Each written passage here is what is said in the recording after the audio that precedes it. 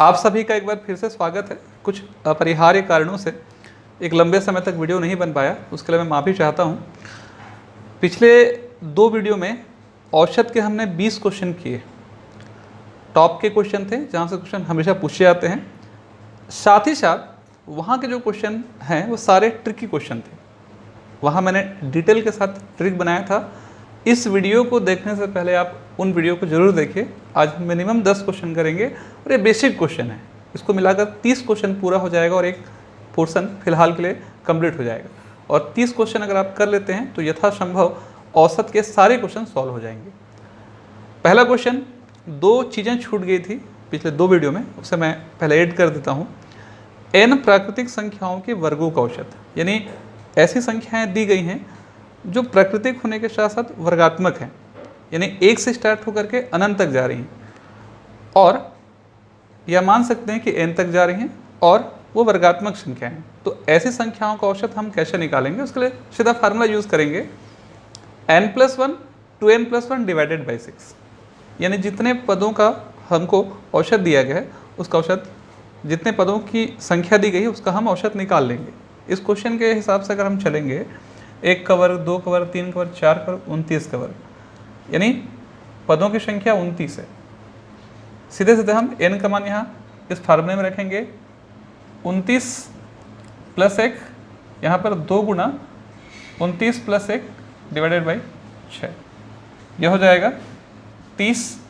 29 दूनी 58 और 1 59 भागित 6, 6 पंचे 30, यानी 5 9 45, 5 5 25, 25 4 29, 255, ये इसका औसत निकल जाएगा। कई बार जब क्वेश्चन जब आता है तो यहाँ ध्यान रखिएगा, 1 का वर्ग, 2 का, 3 का, 4 का, 29 का, ऐसा ना दे करके क्वेश्चन में कई बार 1 4 9 16 इस तरीके से दे देगा, और ये दे देगा आपको कहाँ तक, 400 तक। तो आपको थोड़ा वहाँ समझना पड़ेगा कि यहाँ पर हो क्या रहा है। यानी एक तरह से नॉर्मली हम कहेंगे तो ये स्क्वायर वाले नंबर है, 1 से स्टार्ट हुए हैं, 1 का स्क्वायर, 2 का स्क्वायर, 3 का स्क्वायर, 4 का स्क्वायर गया है। आपको समझना पड़ेगा 400 मतलब 20 का स्क्वायर, मतलब यहाँ पदों की संख्या कितनी हो जाएगी, 20 हो जाएगी। तो फार्मूला में सिर्फ यहाँ रख दीजिए 20 धन 1। अगर इस प्रकार का औसत निकालना है हमें, तब यहाँ 2 गुना 20, 20 दूनी 40 और 1 40 भागित क्या हो जाएगा, 6। जो भी इसका आंसर आएगा 21 गुना 41 भागित 6, ठीक है। 3 7 21, 3 दूनी 6, 7 एकम 7, 7 चौक 28 भागित 2, 2 से काट दीजिए, 2 14, 2 तिया और 2 पंचे 10, 140.5 हमारा औसत निकल जाएगा। अगला क्वेश्चन है, n प्राकृतिक संख्याओं के घनों का औसत, यानी ऐसी संख्याओं का औसत हमको ज्ञात करना है जो क्यूब वाली हो, धनात्मक हो। एग्जाम्पल के तौर पर 1 का क्यूब, 2 का क्यूब, 3 का क्यूब, 20 का क्यूब। अगर हमको इसका औसत निकालना है तो हम यहाँ क्या करेंगे, केवल n के हम 20 रखेंगे, यानी 20 यहाँ पर 20 + 1 का होल स्क्वायर डिवाइडेड बाई 4, 4 पंचे 20 की राशि यहाँ कट जाएगी, 5, 20 और 1 21, यहाँ 21 का वर्ग, 21 वर्ग होता है 441, तो 5 गुना 441 यहाँ पे मल्टीप्लाई कर दीजिए, 5 एकम 5, 5 चौक 20, 5 चौक 20, 2 22, 2205, ये हमारा क्या हो जाएगा, औसत निकल जाएगा। अंकों का औसत 20 है, यानी x1 से लेकर हम x8 तक जाएंगे। सब संख्याओं को जोड़कर अगर मैं 8 से डिवाइड करता हूं तो उसका जो औसत है वो आता है 20। यानी ऐसा भी कर सकते हैं आप, x1 से लेकर के x8 तक के अंक को जोड़ हम निकाल लेंगे यहाँ से 160, समीकरण से 1 दे देंगे। पहले 2 का औसत 31/2 है, यानी x1 + x2/2 बराबर निकल जाता है 31/2, 2 से 2 कैंसिल हो जाएगा, x1 और x2 में एक संबंध प्राप्त कर लेंगे 31, समीकरण से देते हैं 2। अगले 3 का औसत, यानी 3, 4 और 5 को जोड़ के मैं 3 से डिवाइड करता हूँ तो उसका औसत आता है 64/3, 3 से 3 कैंसिल हो जाएगा, तो x3 + x4 + x5 का उत्तर आ जाएगा 64, समीकरण देते हैं इसे 3।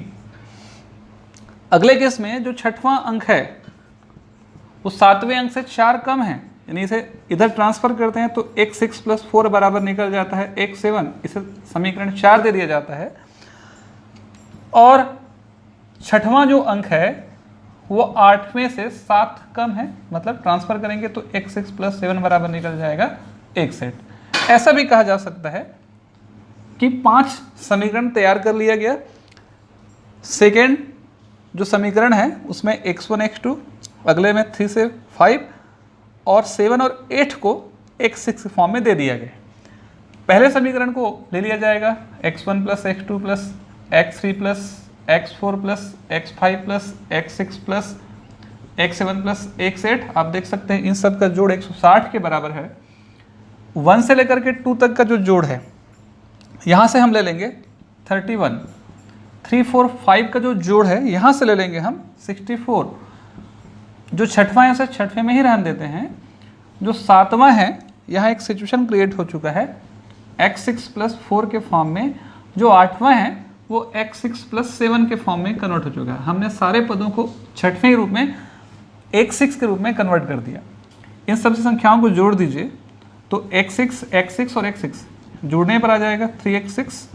31, 64, 4, 7 को जोड़ने पर आता है 7, 4, 11, 4, 15 और 1, 16 और 6, 3 और 1, 10।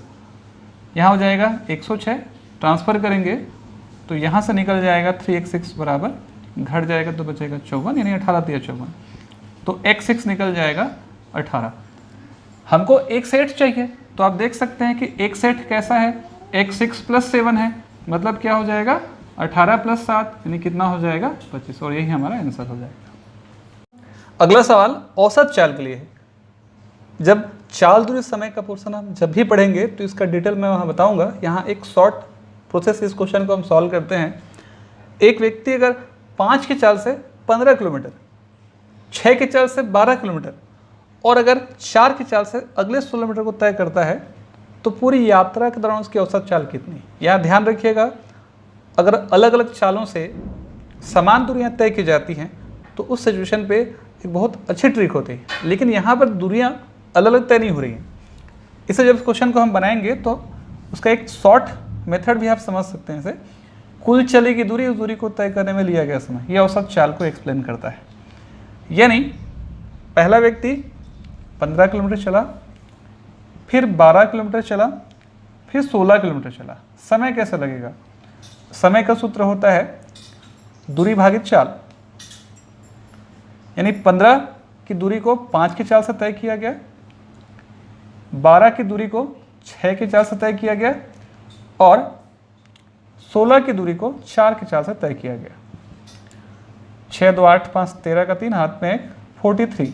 कुल चलेगी दूरी 5 3 15, लिया गया समय 3, 6 दूनी 12, यहाँ 2 और 4 चौक 16। कर सकते हैं 43 भागित 9, या हमारा आंसर हो जाएगा 43/9 किलोमीटर प्रति घंटा। ये हमारा सीधा सीधा आंसर हो जाएगा। 12 संख्याओं का औसत 8 पाया गया। बाद में पता चला कि गलती से 10 के स्थान पर 13 लिख दिया गया था, तो सही औसत क्या है? अर्थ क्या हुआ? आपके पास कोई 12 संख्याएं रही होंगी जिनका एवरेज 8 पाया गया था, यानी एवरेज कैसे निकला होगा? 12 जो संख्याएं होंगी उन संख्याओं को आपने जोड़ा होगा और 12 से डिवाइड किया होगा, तब जाके उसका उत्तर कितना निकलेगा? 8। यानी उन सब संख्याओं का अगर जोड़ निकाला जाए तो उन सब संख्याओं का जोड़ कितना निकलेगा? 96। भाई हो सकता है आपके पास कोई संख्याएं होंगी 10, कोई होगा 15, कोई एक होगा 18, एक होगा 16, इस प्रकार की संख्याएं थी। इन सबको आपने जोड़ा तो देखते हैं कि इन सब का जोड़ कितना आ रहा है? 96। लेकिन बाद में पता चलता है कि गलती से 10 के स्थान पर 13 लिख दिया गया था, यानी कहीं पर आपने जोड़ना था 10 लेकिन जोड़ दिया 13। यहाँ पर आपने रॉन्ग कर दिया। कैलकुलेशन में एडिंग के समय जब आप गलती करते हैं तो इसका मतलब ये होता है कि पूरे जोड़ में कहीं ना कहीं गलती है, और जब कहीं जोड़ में कहीं ना कहीं गलती होगी तो साधारण सी बात है कि औसत भी गलत होगा। तो क्वेश्चन यही बोल रहा है कि औसत को सुधारिए, सही औसत बताइए क्या है। यानी आपने जोड़ा कितना? 13, लेकिन जोड़ना कितना था? 10, इसका मतलब 3 ज़्यादा जोड़ दिया। तो कुल जोड़ में अगर हम 3 माइनस कर देंगे तो सही जोड़ निकल जाएगा, और जब सही जोड़ निकल जाएगा तो सही औसत निकालने में क्या परेशानी होगी? आसानी से हम क्वेश्चन बना सकते हैं। तो यहाँ पर आपको लिखना है, यहाँ पर आप देख सकते हैं, यहाँ पर आपने गलती से 13 माइनस 10 यानी कितना हो गया? 3 ज़्यादा जोड़ा। तो जब 3 ज़्यादा जोड़ा, इसीलिए सही जोड़ क्या होगा? अब एक्चुअल जोड़ में 3 कम कर दीजिए, 96 में हम 3 कम कर देंगे तो आ जाएगा 93। अब सही औसत हमको निकालना है तो सही एवरेज क्या हो जाएगा हमारा, 93 को डिवाइड कर देंगे, आंकड़ों की संख्या तो उतनी जो पहले थी 12, तो हो जाएगा 7, 12 7 84, 13 में 4 गया 9, 12 सुन 12 7 84, तो 7.07 ये हमारा सही आंसर। 18 प्रेक्षणों का औसत 124 दिया गया, यानी 18 संख्याओं का अगर औसत 124 है, 13 गुणा करने पर 18 संख्याओं को जोड़ निकल जाएगा 2232। यहाँ कैलकुलेशन मिस्टेक फिर से हो गया आपसे। मिस्टेक ये हुआ, जिस जगह पर आप ने गलती से 64 और 28 के स्थान पर 46 और 82 जोड़ दिया गया, यानी आपके कैलकुलेशन में जहाँ 64 जोड़ना था वहाँ आपने 46 जोड़ दिया, 6 4 की जगह 4 6 जोड़ दिया, और जहाँ 28 जोड़ना था वहाँ आपने 82 जोड़ दिया। इसका मतलब ये हुआ 64 की जगह 46 जोड़ा, मतलब ये हुआ कि आपने कुछ कम जोड़ा, और 28 के स्थान पर 82 जोड़ा, इसका मतलब है कि आपने कुछ ज़्यादा जोड़ा। तो आपने जो कैलकुलेशन मिस्टेक किया है उसे आप सुधार लीजिए, औसत आसानी से निकल जाएगा। यानी यहाँ पर 64 के स्थान पर 46, अर्थात ये इससे कितना कम है, 14 में 6 गया 8, 18 कम जोड़ा गया। और इसी तरीके से यहाँ पर 28 के स्थान पर आपने 82 जोड़ा, इसका मतलब है 12 में 8 गया 4, और 7 में 2 गया 5, 54 ज़्यादा जोड़ा। तो इसका क्या मतलब हो रहा है, 54 जो ज़्यादा जोड़ा उसे हम घटा देंगे और जो 18 कम जोड़ा उसे जोड़ देंगे कुल जोड़ में। तो 2232 में हम 18 कम जोड़ा तो जोड़ दीजिए 2250, और अगले ही क्षण 54 घटा दीजिए, सही जोड़ निकल जाएगा 2196। ये हो जाएगा सही जोड़, और हमको चाहिए सही औसत। तो सही औसत कैसे निकालेंगे, तो सही एवरेज निकालने का तरीका होगा 2196 को हम डिवाइड कर देंगे कुल आंकड़ों की संख्या से 18 से, यानी ऐसा कर सकते हैं 18 एकम 18, 3 बचेगा 18 36, 3 बचेगा 18 36, सही औसत निकल जाएगा 122। अगला क्वेश्चन, मंडे संडे और वेडनेसडे का एवरेज टेम्परेचर 38 है। तो मैं क्या करता हूँ, मंडे संडे और वेडनेसडे, इसे मैं शॉर्ट फॉर्म में ऐसा लिख लेता हूँ। आप जान रहे हैं कि अगर एवरेज टेम्परेचर 38 है तो 3 का एवरेज 38 है, तो 3 से अगर मैं 38 का गुणा करूँगा तो इन 3 संख्याओं को जोड़ निकल जाएगा। इसे आप सीधे सॉल्व कीजिए समय बर्बाद किए बगैर। 3 8 24, 3 3 9 2 11, 114, ये हो जाएगा इक्वेशन 1। सोम मंगल बुध का एवरेज 40 है, फिर गुणा कर देंगे तो 4 3 12, 120 हो जाएगा। इसे हम समीकरण 2 देते हैं, लेकिन किसका किसका, सोम मंगल और बुध का। सोम मतलब हो जाएगा मंडे, मंगल मतलब हो जाएगा ट्यूसडे, और बुध मतलब हो जाएगा वेडनेसडे। इसे हम समीकरण 2 दे देते हैं। रवि और मंगल यानी संडे और ट्यूसडे का एवरेज टेम्परेचर 6 है, तो 6 दूनी 12, ये हो जाएगा समीकरण 3। इन 3 समीकरणों की सहायता से हमको मंगलवार का तापमान निकालना है, यानी ट्यूसडे का वैल्यू निकालना है, कम समय गंवाए बगैर। तो हम क्या करते हैं, देख सकते हैं एम डब्ल्यू इन दोनों में कॉमन है, और यहाँ टी और एस का पोर्शन दिया है, तो अब 2 से 1 घटा दीजिए आप। इक्वेशन 2 में 1 घटा देते हैं, यानी M plus T plus W और M plus S plus W. 120 में अगर 114 आप घटाएंगे तो राशि चिन्ह बदल जाएगा, ये दोनों कैंसिल, यहाँ बचेगा टी माइनस एस, 10 में 4 जाएगा 6, तो एक समीकरण तैयार हो जाएगा हमारे पास चौथा। टी प्लस एस 12 है, टी माइनस एस 6 है।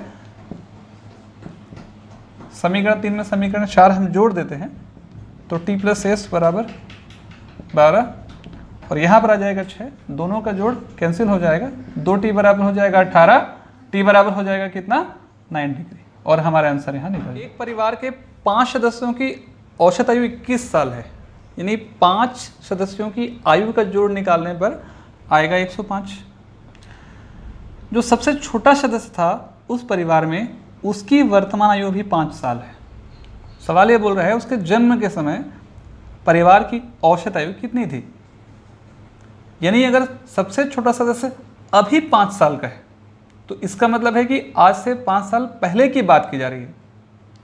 तो आज से 5 साल पहले का मतलब ये हुआ कि हर व्यक्ति की उम्र 5 कम हो जाएगी, तो भाई यहाँ पर हमारे पास वर्तमान में उन पाँचों की आयु का जोड़ 105 है। सबसे पहले तो 1-5 किसकी उम्र घटेगी? बच्चे की। जैसे ही बच्चे की उम्र 5 घट जाती है वहाँ पर सदस्यों की संख्या 4 हो जाएगी। यहाँ ध्यान रखिएगा, पहले परिवार में 5 सदस्य थे, आज से 5 साल पहले सबसे छोटा 5 साल का है, तो आज से 5 साल पहले मतलब वो सदस्य था ही नहीं उस समय। आज से 5 साल पहले की बात करें मतलब उसकी उम्र को हमको 0 माननी पड़ेगी। और बाकी जो 4 सदस्य बच गए उन हर व्यक्ति की उम्र 5-5 कम हो जाएगी। तो एक की 5 कम हो गई बच्चे की और बाकी की भी 5 कम हो जाएगी, यानी टोटल कितना कम हो जाएगा? 25 कम हो जाएगा। तो 105 में हम 25 कम कर देंगे, 105 - 25 और डिवाइड करेंगे 4 से, तो हो जाएगा 80। यानी उस समय परिवार की जो औसत आयु थी वो कितनी थी? स्कूल के कक्षा 9वीं में 2 सेक्शन है। पहले सेक्शन में 40 विद्यार्थी, अगले सेक्शन में 60 विद्यार्थी हैं।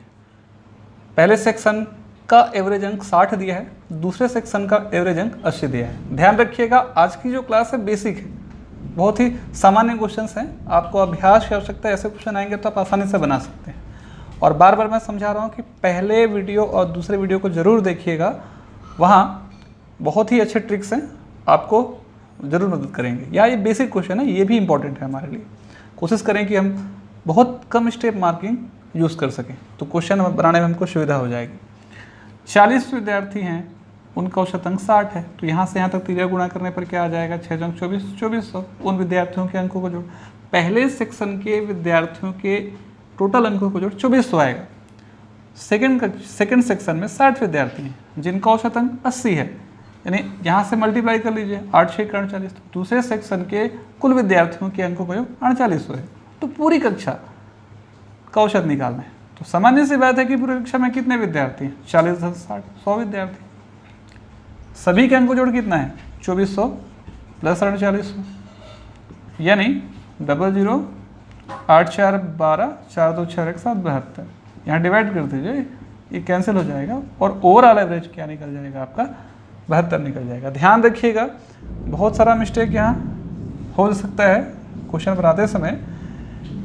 ये जो एवरेज आया है 60 है, जो एवरेज आया है 80, आपका जो ओवरऑल एवरेज है वो इन्हीं 2 संख्याओं के बीच में ही आना चाहिए। यानी कहीं क्वेश्चन मिस्टेक हो गया तो आप यहाँ से चेक कर सकते हैं।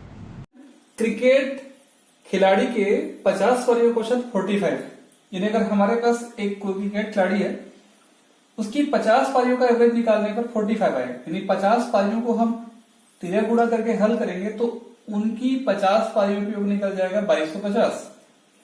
हाईएस्ट पारी और लोवेस्ट पारी को हम छोड़ देते हैं तो बाकी बची 48 पारी। इस 48 पारी का एवरेज है 42, 3 गुणा करने पर इन 38 पारियों का योग हो जाएगा रनों का 2016। अब सिंपल सी बात है कि अगर मैं 2250 में यानी 50 पारियों में से 38 पारियों के योग को घटा देता हूं, 10 में 6 गया 4, 4 में 1 गया, ध्यान रखिएगा 3, और यहां जाएगा 2, तो 234 जो होगा वो हाईएस्ट पारी और लोएस्ट पारी का सम होगा। अगर मैं हाईएस्ट पारी को x मान लूं और लोएस्ट पारी को मैं y मान लूं तो इन हाईएस्ट और लोएस्ट पारी का जोड़ हो जाएगा 234। समीकरण हम देते हैं 3। आप देख सकते हैं क्वेश्चन में एक कंडीशन और दिया है, न्यूनतम अधिकतम रन का अंतर। तो अभी मैंने हाईएस्ट पारी को x माना और लोएस्ट पारी को y माना, तो न्यूनतम और अधिकतम रनों का अंतर है 124। इसे हम समीकरण देते हैं 4। जो 2 सिचुएशन हमको प्राप्त हो रहे हैं, इन दोनों सिचुएशन को हम जोड़ देते हैं तो x + y का उत्तर हो जाएगा 234 और x - y का उत्तर हो जाएगा 124। आप जोड़ देंगे, राशि कट जाएंगी, यहाँ 1 और 1 2x हो जाएगा, 4 4 8 3 2 5 2 1 3। सॉल्व कर दीजिए तो x = 17 और 9 179। तो कहने का मतलब है उस व्यक्ति की जो हाईएस्ट पारी है वो हो जाएगी 179 रन।